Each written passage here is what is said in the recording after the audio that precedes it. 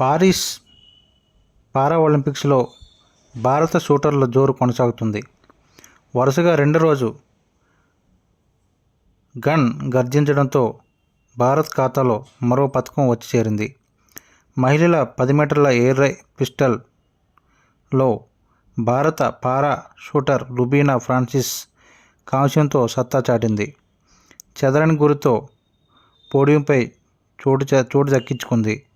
ఇతర క్రీడల్లోనూ శనివారం భారత్కు మిశ్రమ ఫలితాలు వచ్చాయి. బ్యాడ్మింటన్లో నితీష్ కుమార్, సుశాంక్ కదం సెమీఫైనల్లో దూసుకు వెళ్లి పతకాలకు చేరువయ్యారు. మధ్యప్రదేశ్లోని జబల్పూర్కు చెందిన మెకానిక్ కూతురైన రుబీనా పుట్టుకతోనే కుడికాలు లోపంతో జన్మించింది. తండ్రి, స్నేహితుల ప్రోద్బలంతో షూటింగ్ కెరీర్ ప్రారంభించిన రుబీనా ఆరంభంలో ఎన్నో ఆటుపోట్లు ఎదుర్కొంది. జబల్పూర్ అకాడమీలో షూటింగ్ ఓనమాలు నేర్చుకున్న ఫ్రాన్సిస్ ఒలింపిక్స్ పతక విజేత హైదరాబాద్ షూటర్ గగన్ నారంగ్ గణతలు చూసి షూటింగ్పై మరింత ఆసక్తి పెంచుకుంది.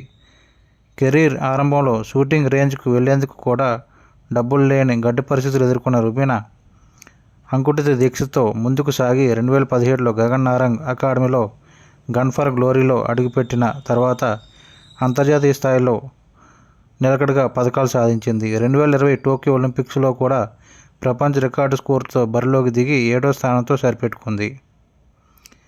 అలాగే యుఎస్ ఓపెన్ బ్యాడ్మింటన్ జోకోవిచ్కు షాక్ తగిలింది. 3వ రౌండ్లో పాపిరిన్ చేతిలో ఓటమి పాలయ్యాడు.